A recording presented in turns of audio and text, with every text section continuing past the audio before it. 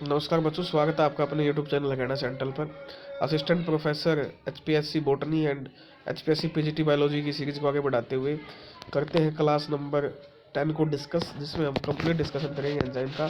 और जो ये एंजाइम है आपका कहाँ दिया हुआ है, बिल्कुल डिटेल में दिया हुआ है आपके सिलेबस में, जो एचपीएससी ने प्रिस्क्राइब्ड सिलेबस बताया हुआ है। प्लस में ये सीएसआईआर नेट में भी आता है, ठीक है। जो पेपर कंडक्ट होगा अप्रैल में, अनाउंसमेंट की है, उसमें भी यहाँ से क्वेश्चन 2 या 3 क्वेश्चन आपको देखने को मिल जाएंगे।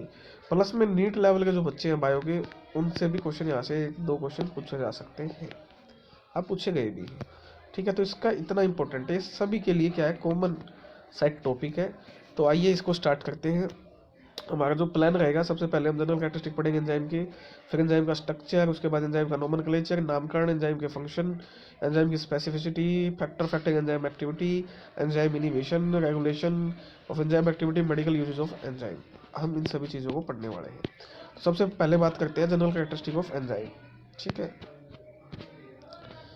तो जो जनरल कैरेक्टरिस्टिक है एंजाइम के, उसमें क्या आएगा, सबसे पहले आपका एंजाइम क्या होता है। सबसे पहले तो ये पता होना चाहिए, एंजाइम यूजुअली एक क्या है, प्रोटीन है, acting as a catalyst, catalyst की तरह काम करता है। कैटलिस्ट क्या होता है, किसी भी रिएक्शन को क्या करता है, या तो बढ़ाता है या क्या है, इंक्रीज करता है या डिक्रीज करता है। जैसे फॉर एग्जांपल, जैसे हम सब्जी बना रहे हैं तो उसमें मसाले इसलिए डालते हैं ना कि ताकि सब्जी अच्छी बन जाए, फ्लेवर अच्छा आ जाए। अगर मसाले ज़्यादा कर दोगे तो भी नुकसान है, ठीक है। अगर कम मसाले डाले तो फिर फ़ायदा ही नहीं है मसाले डालने का। तो इसी तरह कैटलिस्ट काम करता है, फेवरिंग का, फेवरेबल कंडीशन में क्या करता है, रिएक्शन को घटाता है या बढ़ाता है। समझ में आ गया। इस cell in the human body, जितनी भी सेल है उनके पास अपने अलग से 1000 टाइप के डिफरेंट टाइप के एंजाइम मिलते हैं। Every reaction in the cell require its own specific enzyme, हर एक रिएक्शन को अपना स्पेसिफिक एंजाइम की रिक्वायरमेंट होती है। मोस्ट जो एंजाइम है ग्लोबुलर प्रोटीन होते हैं, ठीक है। कुछ एक एंजाइम आरएनए के भी बने हो सकते हैं, ठीक है। समझ में आ गया। चलो नेक्स्ट क्या है, enzyme undergo all the reaction of protein. Maximum जो रिएक्शन होती है वो एंजाइम क्या करते हैं, अंडरगो होते हैं, यानी उस रिएक्शन में क्या करते हैं, जाते हैं, ठीक है। मैक्सिमम रिएक्शन पे क्या करते हैं, अंडरगो, यानी परफॉर्म करते हैं। Enzyme denaturation due to pH and temperature, enzyme का जो फंक्शनिंग है डिस्टर्ब हो जाती है पीएच और टेम्परेचर। अगर पीएच गड़बड़ हो गया, एक रेंज रेंज होती है ना एक काम करने की, तो उस रेंज से अगर वो ऊपर या नीचे हो गया तो जो एंजाइम का फंक्शन है वो क्या हो जाएगा, अल्टर्ड हो जाएगा, यानी चेंज हो जाएगा, ठीक है। समझ में आ गया। तो ये होगा बेसिक एंजाइम के बारे में। अब बात कर लेते हैं एंजाइम के स्ट्रक्चर की, ठीक है। तो सबसे पहले होता है simple enzyme, composed only of protein. Simple enzyme अगर आपसे पूछ ले तो ये सिर्फ प्रोटीन का बना होता है, ठीक है।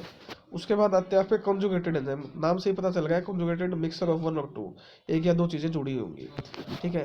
तो इसमें एक टर्म होती है एपो एंजाइम, आपसे कई बार क्वेश्चन में पूछा जाता है, कंजुगेट एंजाइम विदाउट को फैक्टर। एंजाइम तो कंजुगेट है लेकिन उसमें क्या है, नहीं है, को फैक्टर नहीं है, ठीक है। वो हो गया apo enzyme. Protein part of the conjugated enzyme, ये देखिए एपो एंजाइम है, अगर एपो एंजाइम मिलता है प्लस में को एंजाइम मिलता है तो ये क्या बनाते हैं, कंजुगेट एंजाइम, ठीक है। एपो एंजाइम प्लस में coenzyme is equal to conjugated enzyme. इसमें ध्यान रखना है, को फैक्टर अभी तक इसमें क्या नहीं हुआ है, ऐड नहीं हुआ है, इसलिए इसको कंजुगेट एंजाइम बोला इन दोनों को मिला के, ठीक है। The apoenzyme can't catalyse its reaction without its cofactor. अब जो एपो एंजाइम है वो जो है कैटलाइज यानी रिएक्शन को ऊपर नीचे नहीं कर पाएगा अगर उसको क्या नहीं मिला, उसका को फैक्टर नहीं मिला तो। The combination of the apo enzyme with the cofactor make the conjugated enzyme functional.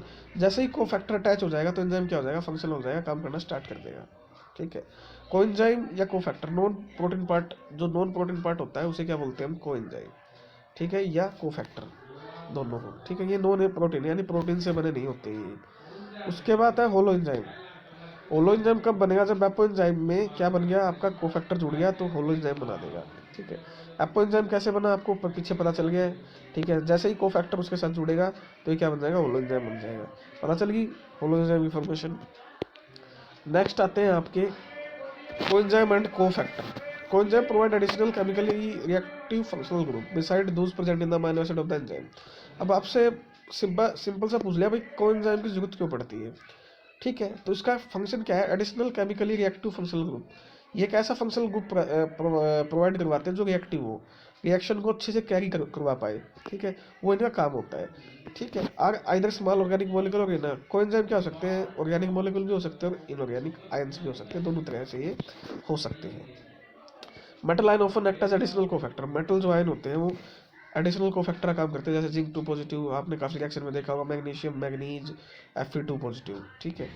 A metal ion cofactor can be bound directly to the enzyme or to a coenzyme। जो metal ion factor है ये क्या कर सकता है, directly bind हो सकता है एंजाइम पे जाके, जैसे ये एंजाइम है यहाँ पे ये जाके बाइंड हो गया, ठीक है।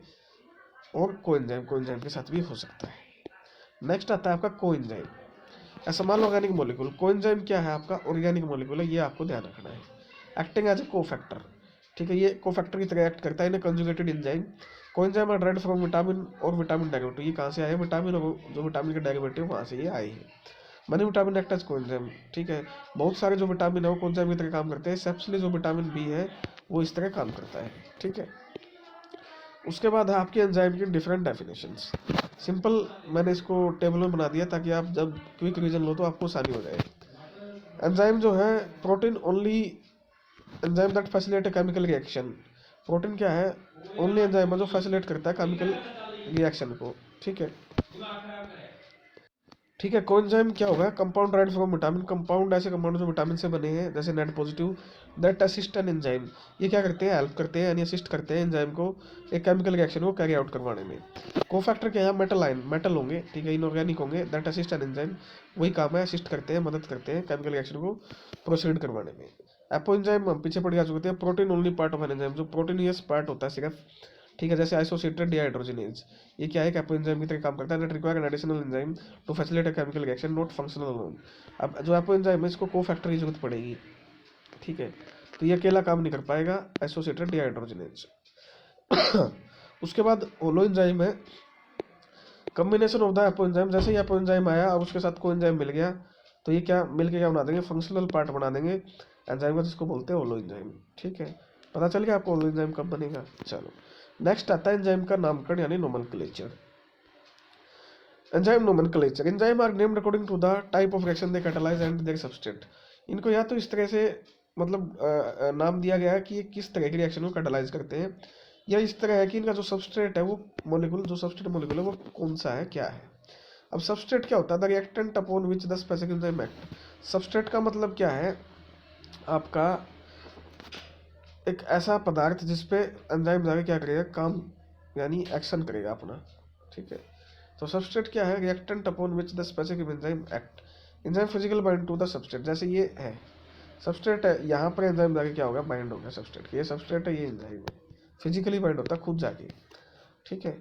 या उस बेस पे हम एंजाइम का नोमेनक्लेचर करते हैं, ठीक है।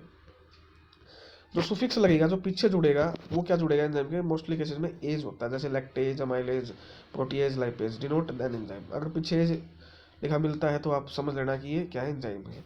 सम डाइजेस्टिव एंजाइम के पीछे आपको इन मिलेगा, जैसे जो डाइजेशन में मेनली क्या करते हैं, हेल्प करते हैं, जैसे pepsin, trypsin, chymotrypsin. This enzyme were the first one to be studied, सबसे पहले इन्हीं को स्टडीड किया गया था, ठीक है। Prefix denote the type of the reaction of enzyme, जो आगे की तरफ होता है वो क्या दिखाएगा कि किस तरह की रिएक्शन पे काम करता है, ठीक है। जैसे ऑक्सीडेज है, ऑक्सीडेज का मतलब redox reaction. Hydrolase addition of water to break one component into two part. एक कंपोनेंट ये है, इसको दो पार्ट में तोड़ देगा, प्लस में क्या कर देगा, वाटर को ऐड करवा के इसको ब्रेक डाउन कर देगा, उनका ये किसका काम होगा, हाइड्रोलेज का, ठीक है। उसके बाद आता है आपका substrate identity is often used together with reaction type. जैसे ये एंजाइम है, ये सबस्ट्रेट है, यहाँ पर जाके क्या बन गया, एंजाइम सबस्ट्रेट को क्या बन गया, कॉम्प्लेक्स बन गया, ठीक है। अब एंजाइम जो क्लास है डिफरेंट, उनको पढ़ लेते हैं, कौन कौन सी क्लास है। ऑक्सीडेक्टेज जो एंजाइम की क्लास है, इनका काम क्या है, रिडॉक्स रिएक्शन को कैरी आउट करवाना, यानी कहाँ मदद करेंगे, जहाँ पर रिडॉक्स रिएक्शन बॉडी में चल रही होगी, चाहे वो रिडक्शन हो चाहे वो ऑक्सीडेशन हो। अब इनमें काम कौन से एंजाइम करते हैं, किस तरह की, example are dehydrogenase, catalyse reaction in substrate oxidise. इसमें क्या होगा, ये सबस्ट्रेट या तो इसको क्या कर देंगे, ऑक्सीडाइज कर देंगे, या क्या कर देंगे, इसको रेड्यूस कर देंगे। और ये काम कौन करते हैं, इनको हायर किया हुआ है डिहाइड्रोजनेज को ऑक्सीडेशन और रिडक्शन में काम करने के लिए। उसके बाद ट्रांसफरेज, नाम से पता चल रहा है, transfer of A functional group. एक मॉलिक्यूल है, इस पे ये फंक्शनल ग्रुप है, इसको या दूसरे मॉलिक्यूल पे जो इसकी शेप ये है यहाँ पर भेजना है, तो ट्रांसफर करेंगे एक फंक्शनल ग्रुप का दूसरे फंक्शनल ग्रुप में, ठीक है। ट्रांसअमाइनेजेज इसमें आते हैं, वो क्या करते हैं, एक अमाइनो ग्रुप को दूसरे अमाइनो ग्रुप पे क्या कर देते हैं, भेज देते हैं, ठीक है, ट्रांसअमाइनेजेज। फिर आते हैं हाइड्रोलेज, जो कि हाइड्रोलिसिस रिएक्शन में क्या करते हैं, काम करते हैं। इसमें इंपॉर्टेंट एग्जाम्पल है, यहाँ से क्वेश्चन पूछ लेगा आपसे, हाइड्रोलेज बताइए। तो लाइपेज जो है catalyse the hydrolysis of lipid, यानी लिपिड को तोड़ता है with the help of water, ठीक है। और यह प्रोटीएज हो गया, जो प्रोटीन तोड़ने वाले पानी की सहायता से तोड़ते हैं, तो वो इस कैटेगरी में आ जाएंगे, लाइपेज या प्रोटीएज। उसके बाद आता है लाइज। एडिशन या तो ऐड करेगा या रिमूव करेगा of atom two from double bond. Double bond से या तो एटम को घटा देगा या क्या कर देगा, उसको जोड़ देगा। जैसे डीकार्बोक्सिलेशन, रिमूवल ऑफ कार्बन, ये कार्बन को रिमूव करते हैं कार्बोक्सिलिक ग्रुप से। समझ में आ गई, ये हो गई लाइज। ठीक है।